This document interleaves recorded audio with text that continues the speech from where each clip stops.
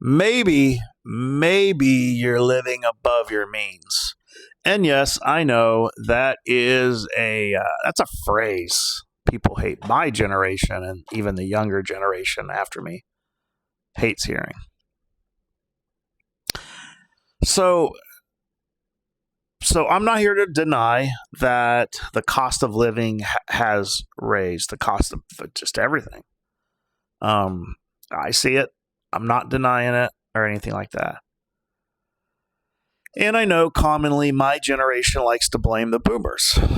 They're like, "Oh, you had the greatest economy and you kept it all for yourselves," which is kind of funny because I've met millennials who are trust fund babies. So their boomer parents weren't that selfish.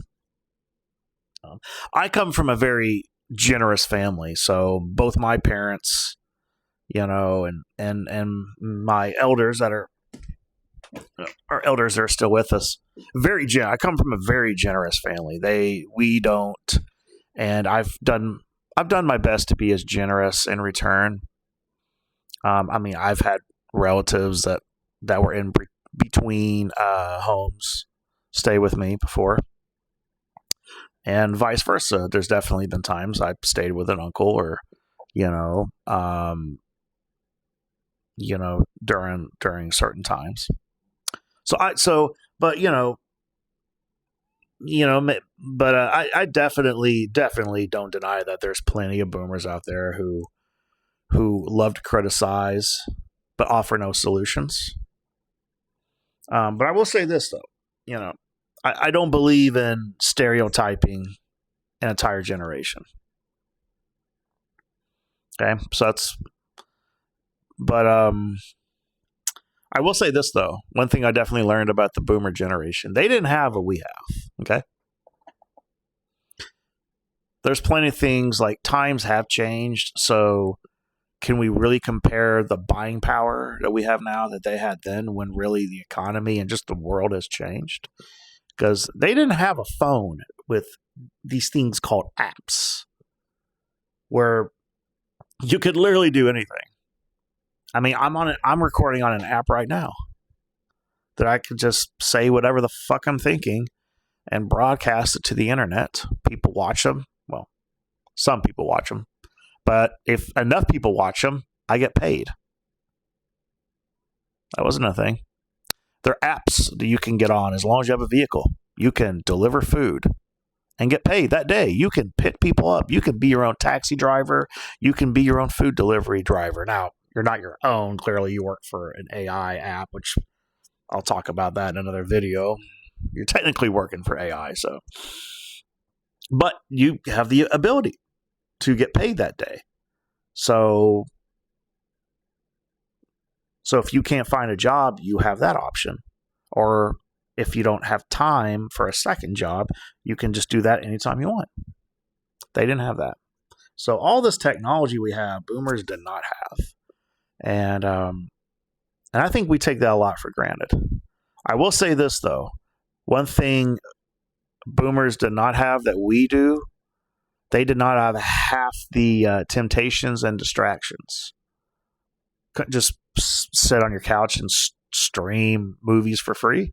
Pay a monthly subscription. Now, we're so tempted by so much entertainment that everything comes with a subscription. So that makes our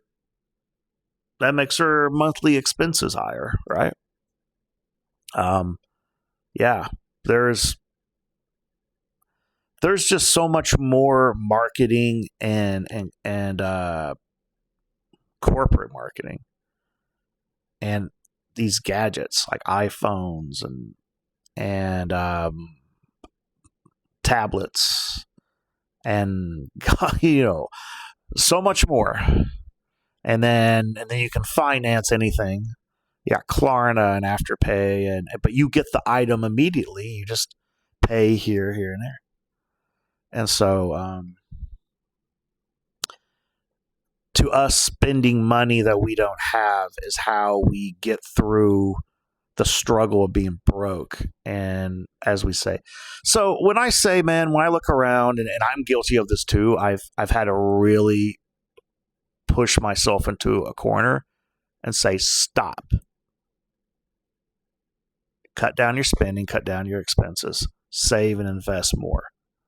So that's it's very easy to fall into debt. It's very easy to say, well, I need to do this. I need to have this fancy dinner, or I need to go buy this. It'll make me feel better. But when the bill comes, you feel a lot worse. But yeah, when I say that I definitely agree that the cost of everything is up, and the wages have not kept up with inflation. That's more obvious than ever. But also, I do see a lot of self-inflicted wounds amongst people. You can't afford to eat. People say fast food is unaffordable. Eating out is unaffordable. Yet every time I pass by Chick-fil-A, I see 50 cars in the drive-thru.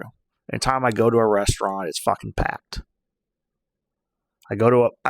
I see people who literally are ranting on Facebook and TikTok, who I know personally in my own city, who are just screaming how they're about to lose everything and they're broke. Da, da, da.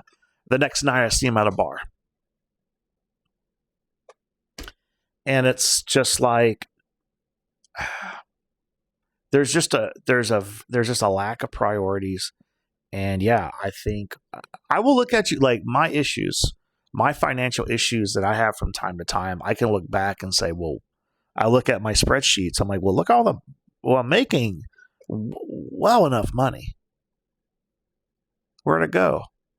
I look back at some of the things I did, even though they were little things. It all adds up. So I started cutting things down.